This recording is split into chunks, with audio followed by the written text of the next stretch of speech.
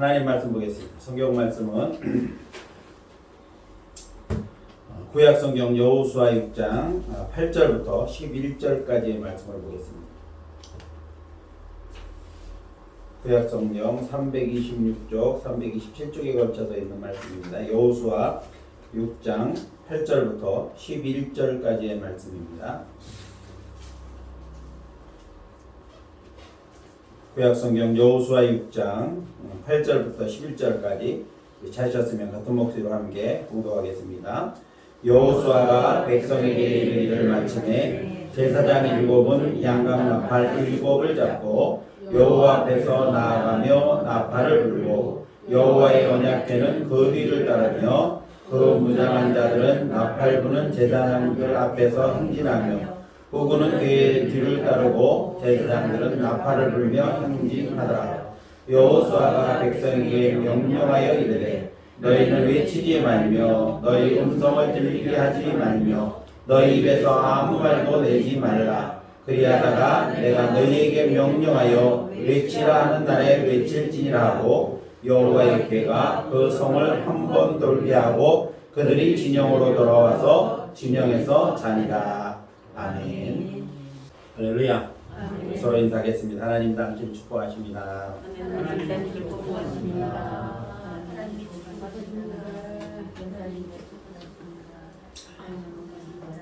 오늘도 참 좋은 날인 줄로 믿습니다. 하나님의 크신 은혜와 축복이 사랑하는 성도 여러분들에게 언제나 함께 하시기를 예수님의 이름으로 축복을 드립니다. 지난 1일부터 코로나가 이제 위드 코로나로 전환되었습니다. 그래서 이제 일상 회복을 위한 첫 번째 단계에 들어섰다고 했는데 우리가 예상했던 것처럼 확진자 수가 급속하게 늘었습니다. 이 상황이 당분간은 계속될 텐데 앞으로 우리가 일상이 회복되는 그날까지 매사에 조심하면서 또 뭐 풀렸다고 해도 완전하게 풀린 게 아니니까 개인 위생 같은 수칙을 잘 지켜서 건강 생활을 잘 영위해 가시기를 바랍니다. 95세의 한 노인이 쓴 글이 있습니다. 그 글에는 이렇게 쓰여져 있습니다. 나는 젊었을 때 정말 열심히 일했습니다. 그 결과 나는 실력을 인정받았고 많은 사람들로부터 존경도 받았습니다. 그 덕에 65세 때 많은 사람들의 박수와 함께 감사패와 공로패를 받으면서 당당하게 은퇴할 수가 있었습니다. 그런 내가 30년 후인 95살 때에 얼마나 많은 회한에 눈물을 흘렸는지 모릅니다. 65년의 생애는 자랑스럽고 떳떳했지만 이후 30년의 삶은 부끄럽고 후회되고 비통한 삶이었습니다. 나는 퇴직 후 이제는 다 살았다. 남은 인생은 그냥 덤이다. 이런 생각으로 그저 고통 없이 죽기만을 기다렸습니다. 아무것도 안 하고 놀면서 시간만 낭비하고 덧없고 희망이 없는 삶, 그런 삶을 무기력하게 무려 30년이나 살았습니다. 30년의 시간은 지금 내 나이 95세로 오면 내 인생의 3분의 1에 해당되는 기나긴 시간입니다. 만일 내가 퇴직할 때 앞으로 30년을 더 살 수 있다고 생각했다면 난 정말 그렇게 살지는 않았을 것입니다. 그러나 그때 나는 스스로가 늙었다고 생각했고 뭔가를 시작하기에는 늦었다고 생각했던 것이 큰 잘못이었습니다. 나는 지금 95살이지만 정신이 또렷합니다. 앞으로 10년, 20년은 더 살 수 있을 것 같습니다. 이제 나는 하고 싶은 어학 공부를 시작하려고 합니다. 그 이유는 단 한 가지. 10년 후에 맞이하게 될 105번째 생일을 할 95세 때 왜 아무것도 시작하지 않았는지 후회하지 않기 위해서입니다. 라고 하는 글을 썼다고 합니다. 이 글은 누가 썼냐면 호서대 설립자인 강석규 박사라고 하는 분이 95세에 쓰셨던 수기라고 합니다. 이 강석규 박사는 안타깝게도 이 105살까지는 살지는 못했습니다. 105살에서 2년이 모자란 103세를 살고 죽었습니다. 2015년 8월에 세상을 떠난 이 강석규 박사는 박사가 쓴 글입니다. 65세에 정년 퇴직할 때까지는 열심히 살고 많은 사람들로부터 존경을 받았지만 95세가 될 때까지 30년은 아무 일도 하지 않고 산 것을 너무나 후회했다. 그렇게 말을 합니다. 그래서 95세에 어학 공부를 시작해서 105세 될 때 나는 내 지난 10년 동안 열심히 살아왔다. 이렇게 말하고 싶었다고 하는 내용입니다. 자, 당신의 꿈은 무엇입니까? 여러분에게 누가 당신의 꿈이 무엇이냐고 묻는다면 여러분은 뭐라고 대답을 하시겠습니까? 요즘 아이들은 꿈이 없다고 한탄하지만 그러나 엄마로서 그리고 아내로서 아빠로서 남편으로서 꿈이 아닌 나 개인의 꿈은 무엇입니까? 여러분이 가지고 있는 각자 개인이 가지고 있는 꿈은 무엇입니까? 오늘 하루하루를 살아가는 이 모든 과정 속에서 여러분이 생각하고 또 여러분 속에 간직된 꿈들을 다시 한번 되새겨보는 그러한 시간이 되었으면 좋겠습니다. 오늘 저는 여리고 들녘 이런 제목으로 함께 말씀을 나누려고 합니다. 여호수아 6장은 가나안 땅의 첫 성읍인 여리고성을 점령하는 장면을 기록하고 있습니다. 모세의 뒤를 이어 이스라엘의 지도자가 된 여호수아가 요단강을 마른 땅으로 건너고 이스라엘 백성들을 길갈에 진을 구축하고 그 첫 성읍인 여리고성 공략에 이제 나서게 되는 장면입니다. 먼저 길갈에서 할례를 행합니다. 출애굽 시에 광야 생활 40년 동안에는 거의 할례를 행하지 못했기 때문에 이제 가나안 땅에 들어가자마자 이 진지를 구축했던 길갈이라고 하는 곳에서 이제 이스라엘 백성이 대대적인 할례를 행합니다. 그리고 이스라엘 백성들은 여호수아를 통해서 하나님께서 여리고성 점령 작전을 이제 내리십니다. 그 작전이라는 것은 전쟁을 하는 작전이 아니었습니다. 다시 말하면 여리고성을 점령하려고 하는 전쟁은 분명했지만 하나님께서 여호수아를 통해서 이스라엘 백성들에게 내려진 작전 명령은 전쟁하는 작전 같지가 않았다는 겁니다. 이스라엘 백성 전체가 법궤를 앞세우고 나팔을 불면서 나팔 소리 외에는 아무 소리도 나지 않게 하루에 성을 한 바퀴씩 돌고 그리고 마지막 날은 7바퀴를 돈 다음 여호수아의 신호에 따라서 소리를 지르기만 하면 되는 그러한 작전이었다는 겁니다. 참으로 상식적으로 이해가 되지 않고 납득되지 않는 그러한 작전이었다는 겁니다. 오늘 본문을 보면 그 작전이 하달되고 첫 번째 작전이 시행된 그 기록을 오늘 본문이 기록하고 있습니다. 하나님의 명령대로 이스라엘 백성들은 이 법궤를 맨 제사장들을 앞세우고 그리고 양각나팔을 보면서 양각나팔 소리 외에는 아무 소리도 나지 않도록 입을 다물고 성전을 한 바퀴 돌고 길갈에 다시 돌아와서 잠을 잤다. 이것이 오늘 본문에 기록되어 있는 내용입니다. 자, 이스라엘 백성들 입장에서 보면 왜 하나님께서 가나안 땅에 들어가는 첫 성읍인데 이렇게 난공불락에 여리고성을 그들 앞에 두셨을까? 하나님께서 가나안 땅을 주시기는 하시는 것일까? 이왕 주시려면 좀 작고 만만한 성을 주셔서 가나안 땅을 점령해 가려고 하는 이스라엘 백성들의 사기나 좀 올려주시지라고 하는 이런 생각이 들었을 수도 있습니다. 어쩌면 이스라엘 백성들에게 이런 불평과 불만이 나온다고 해도 우리가 상식적으로 이해가 되는 당연한 것이라고 생각할 수도 있는 겁니다. 그러나 하나님께서 주시는 복의 법칙은 절대로 불루수동은 없다는 겁니다. 예수님께서도 마태복음 11장 12절에서 말씀하시기를 세례 요한 때부터 지금까지 천국은 침노를 당한다. 침노하는 자가 빼앗느니라. 이렇게 말씀했습니다. 다시 말하면 천국에 들어가는 사람은 침략하는 것처럼 그런 열심과 생명을 건 수고가 있어야만 들어갈 수 있다. 이렇게 말씀을 하시는 겁니다. 아무런 노력 없이 저절로 천국에 들어가는 것은 아니다. 천국은 공짜와 즉 수고 없는 공짜로 들어가는 곳이 아니다. 이렇게 말씀을 하시고 그만큼의 수고가 필요하다는 것을 강조하셨습니다. 자, 이런 측면에서 이스라엘 백성들은 가나안 정복은 거저 얻어지는 것이 아니라고 하는 사실을 말해주고 있는 겁니다. 그래서 여호수아를 중심으로 해서 이스라엘 백성들은 다 같이 힘을 모아서 이 원주민들을 쫓아내고 그 땅을 차지해야만 했다는 것입니다. 잘 차려진 밥상처럼 가나안 땅에 그냥 저절로 들어가서 그냥 이 비어져 있는 땅을 차지하기만 하면 되는 그러한 가나안 땅 정복이 아니었다는 것입니다. 하나님께서 이미 약속해 주셨고 예비해 놓으신 가나안 땅이었지만 그러나 그들이 그 땅을 차지하기 위해서는 피땀 흘리는 정복 전쟁을 치러야만 했다는 것입니다. 그래서 이스라엘 백성들은 여리고 정복 전쟁은 칼을 휘두르고 활을 쏘며 창을 날리는 그러한 전쟁은 아니었지만 반드시 그들에게 필요한 수고가 있어야만 차지할 수 있는 여리고성이었다는 것입니다. 그것은 이스라엘 백성들이 앞으로 가나안 땅을 정복하기 위해서 맛보기였다, 샘플이었다, 그리고 훈련 기간이었다. 이것을 갖다가 강조하기 위함이었다는 것입니다. 이것은 오늘날 그리스도인에게도 똑같이 적용되는 그러한 말씀입니다. 적과 꿀이 흐르는 땅, 이 축복의 땅 가나안과 천국의 영생을 누리기 위해서는 우리도 그만큼의 수고와 훈련이 필요하다고 하는 사실을 우리에게 교훈해주고 있는 것입니다. 여리고성 주변의 들녘은 이스라엘 백성들에게 있어서 가나안 정복을 위한 훈련장이었다는 것입니다. 그래서 오늘 이 시간에는 여리고 정복을 위해 여리고성 주변 들녘이 그들에게 어떠한 훈련장이었는가, 일주일 동안 여리고성을 점령하는 이스라엘 백성들에게 있어서 어떤 훈련이 필요해서 훈련을 시키셨는가, 그것을 우리가 말씀을 통해서 함께 은혜를 나누려고 하는 겁니다.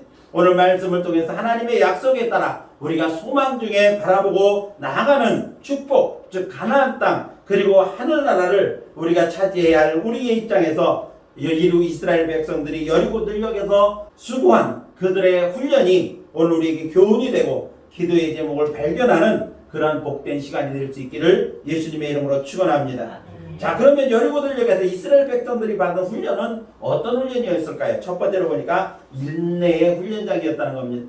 참고 견디는 훈련을 했다는 겁니다.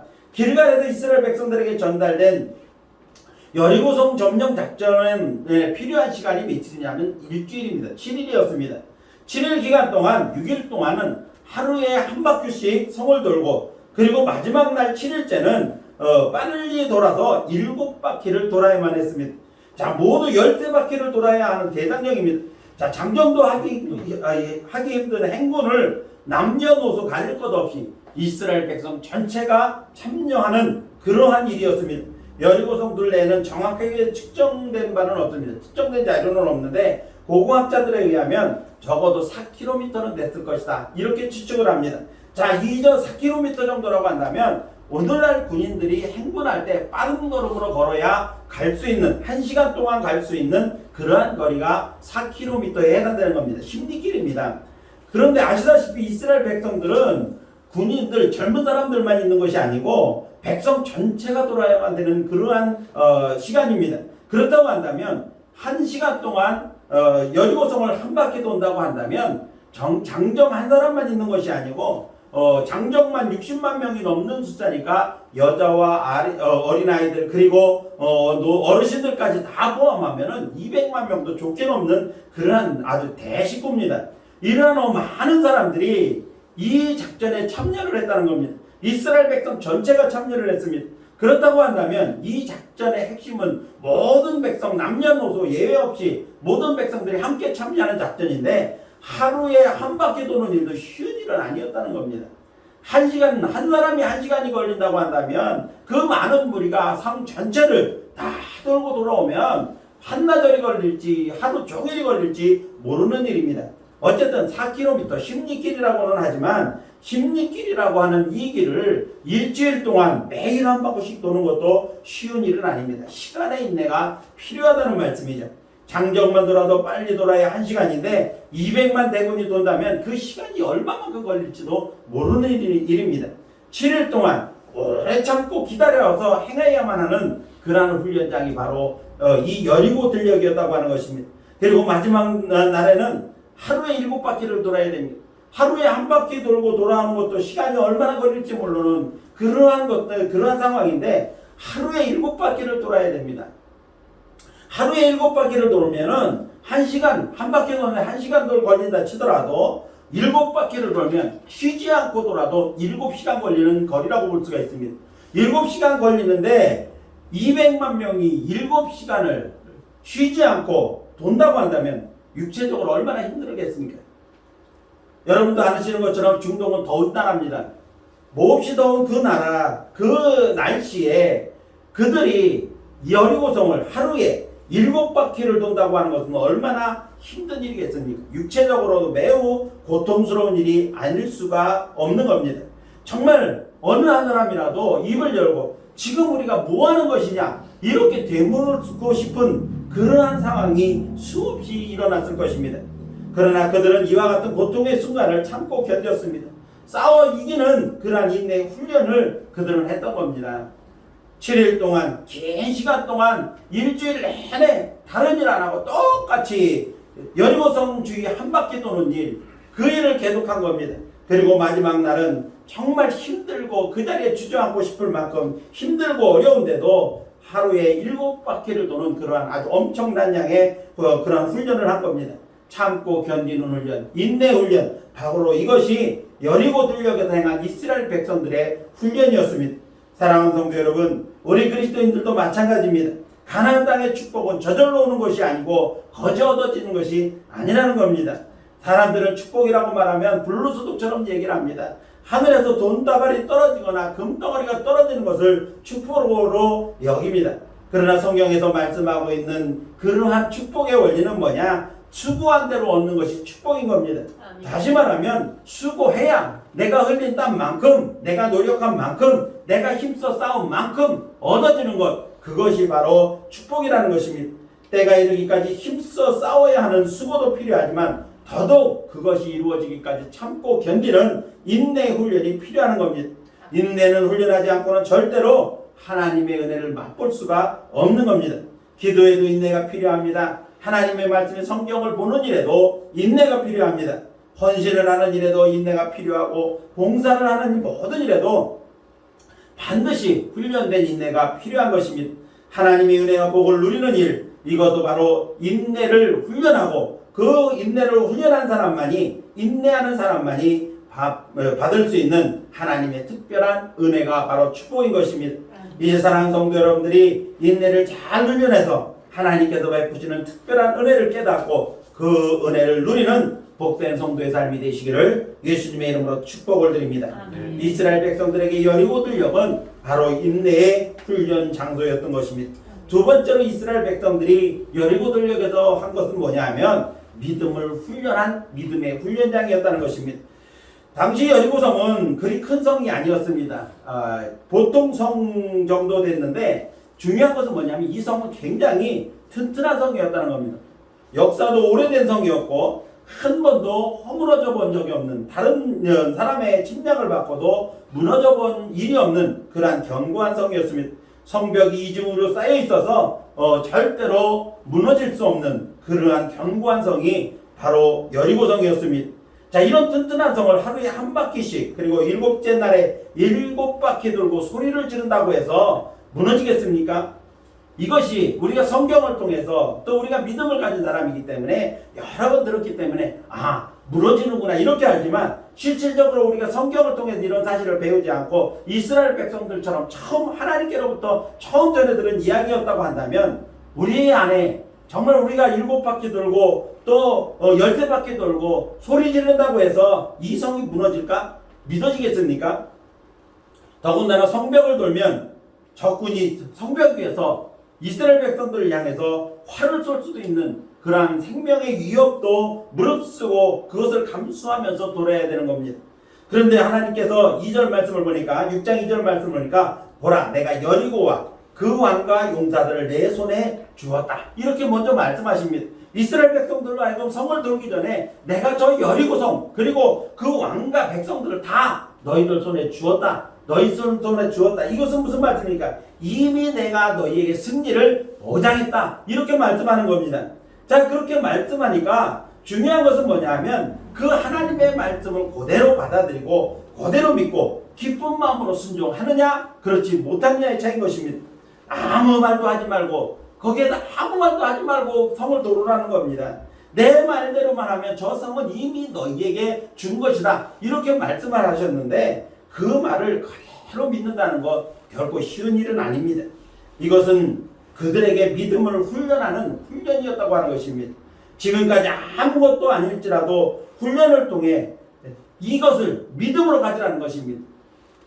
우리가 아무것도 아닌 것 같지만, 때로는 우리의 생각 속에서 이건 도저히 있을 수 없는 일인 것 같지만, 그러나 믿음을 훈련해야 된다는 겁니다.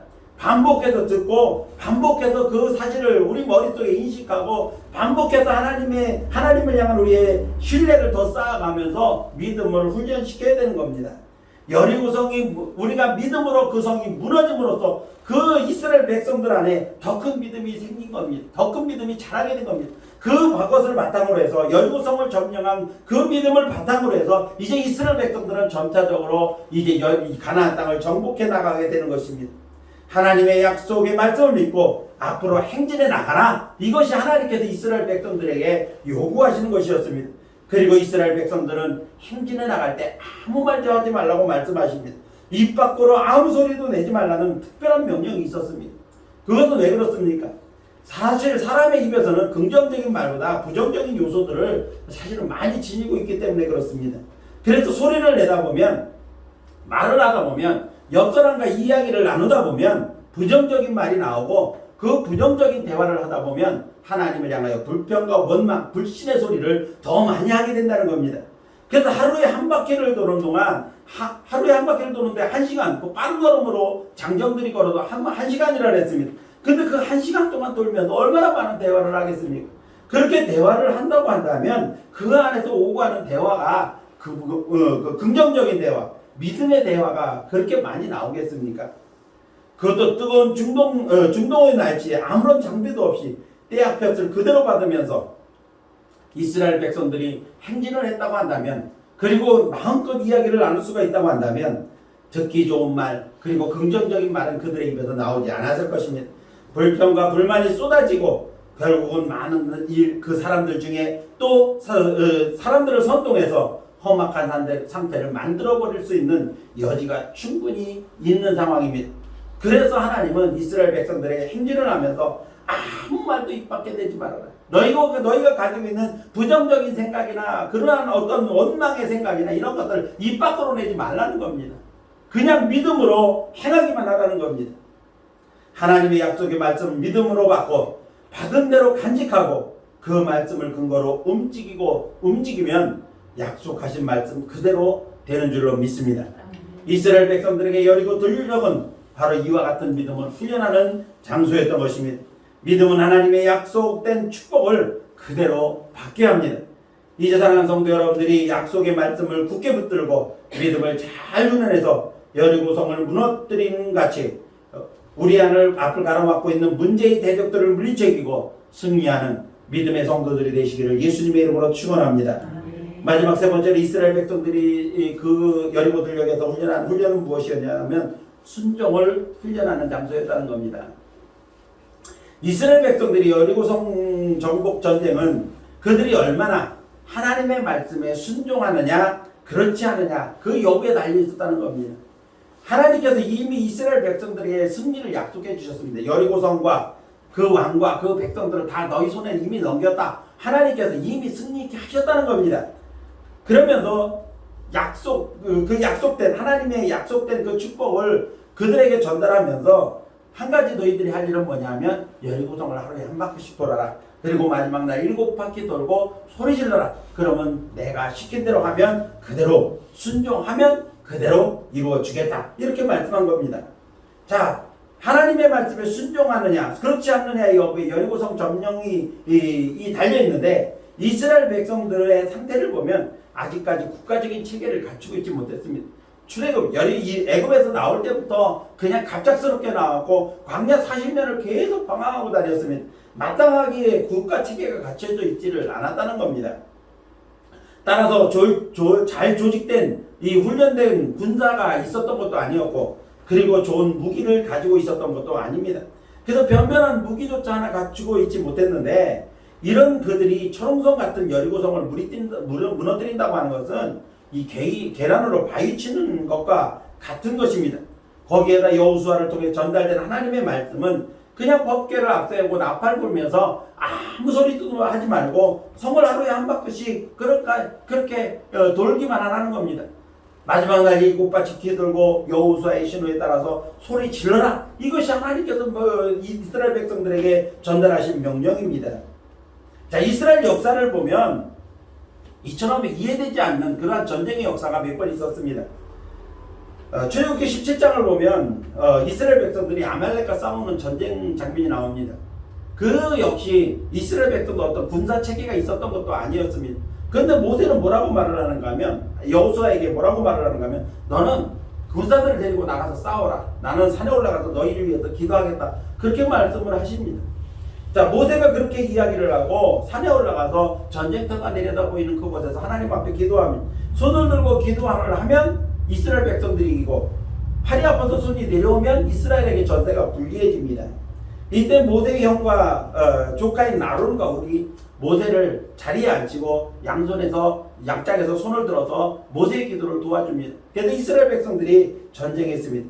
자, 여기서 여호와 니시라고 하는 승리를 거두게 되는데, 이 전쟁 역시 우리가 상식적으로 이해되는 전쟁은 아닙니다. 군사 체계가 제대로 잡히지 않는 여호수아의 군대가 나가서 싸우는 것 자체가 그렇게 승리를 보장할 수 있는 전쟁도 아니었거니와, 모세가 기도한다고 해서 이기고 기도 안 한다고 해서 진다고 하는 이러한 개념의 전쟁은 없습니다, 상식적으로. 그러나 하나님께서 모세에게 기도하라, 여호수아는 나가 싸워라, 내가 그렇게 하면 이기게 해주겠다, 하나님이 그렇게 말씀하셨을 때 모세가 그대로 순종했더니 승리하게 하신 것입니다. 모세와 여호수아 이스라엘 백성들이 순종하니까 그 전쟁도, 아말렉과의 전쟁에서도 승리하게 된 겁니다. 여호수아 10장의 말씀을 보면 이스라엘 백성들이 아모리 족속과 전쟁을 치릅니다.